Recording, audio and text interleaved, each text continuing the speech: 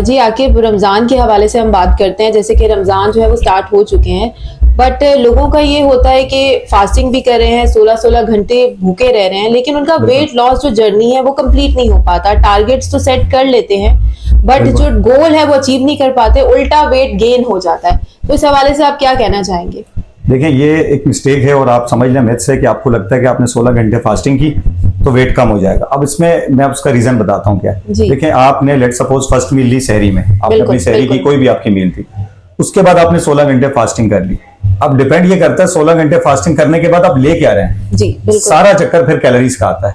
अगर आप ये समझते हैं कि आपने 16 घंटे फास्टिंग करने के बाद भी एट दी एंड 24 घंटे के अंदर अंदर 2000 कैलोरीज पूरी कर ली और उसमें आपने 60-70% कार्बोहाइड्रेट ले लिया, जैसे आपने देखा होगा कि भाई हम समझते हैं कि हम इफ्तार, उस वक्त हमारी इफ्तार ही नहीं होती जब तक हम समोसे रोल पकौड़े ना खाएं, फ्राइड चीज ही ना खा लें, फ्रूट जरूरत से ज्यादा ना खा लें, तो फिर हमारी तो इफ्तार ही नहीं होती।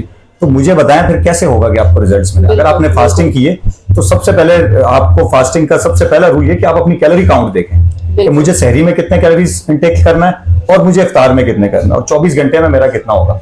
अब देखें 16 घंटे जैसे आप फास्टिंग पर आएंगे तो बॉडी जो है फैट लॉस करना तो जर्नी स्टार्ट करेगी, लेकिन जैसे ही इफ्तार आया, एक तो आपकी हेल्थ के लिए बहुत बुरा है, आपने एकदम से सारा दिन भूखा रहने के बाद आपने सारी फ्राइड चीजें खा ली और फिर आप हमें at the end of month कहते हैं कि हमारा तो कोई रिजल्ट ही नहीं आया, ये क्या वजह है। तो आपको देखना है बैलेंस न्यूट्रिशन। बिल्कुल, आप कहना चाह रहे हैं कि कार्ब्स वगैरह और ये सब चीजें कट करनी है, फ्राइड चीजें कट करनी है, प्रोटीन इंटेक हाई रखना है और हेल्दी खाना है, यही मैसेज है जो आप जी आकिब, एक और सवाल है जो आई थिंक लोग जानना चाहते हैं कि हेल्दी और फिट में क्या डिफरेंस है।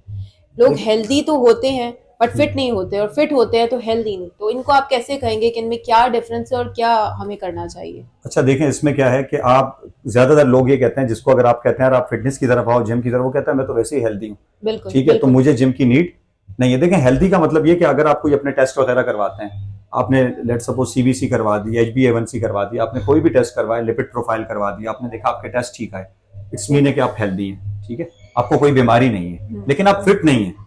फिट मीन्स कि अगर उस हेल्दी बंदे को जो समझता है मैं हेल्दी हूं, अगर आप उसे 5 मिनट वॉक कराएंगे तो उसे लग पता जाएगा। तो क्या पतला होना फिट होता है या क्या, ये क्या डिफरेंस है? देखिए, फिटनेस को आप पतले या मोटे से डिफरेंशिएट नहीं। अक्सर हमारे यहाँ मिथ क्या है, हेल्दी बंदे को देखते हैं जो बहुत ज्यादा मोटा है, वो कहते हैं ये सेहतमंद है, ठीक है, और अगर फिट बंदे को देखते हैं कहते हैं बीमार है कि तो कमजोर है, इसमें तो दम ही नहीं है।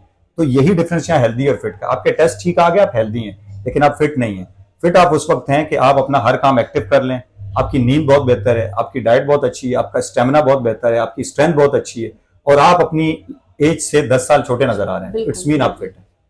ठीक है, हेल्दी में ऐसा नहीं है। हेल्दी में आपको अपनी रिपोर्ट्स आपने देखी, ठीक है, लेकिन आपका फिजिकल एक्टिविटी में आप डाइट और हमारी जो फिटनेस और हमारी रूटीन जो है वही पे सब देखना पड़ेगा। टेस्ट को देखना, आपके टेस्ट ठीक आ गए और आप समझें कि यार आपको जिम की नीड नहीं है, तो ये सबसे बड़ी बेवकूफी है। स्ट्रेंथ ट्रेनिंग, कार्डियो, ये आपके लिए, हर इंसान के लिए जरूरी है, चाहे उसके टेस्ट सारे बिल्कुल ठीक भी हैं। Thank you so much.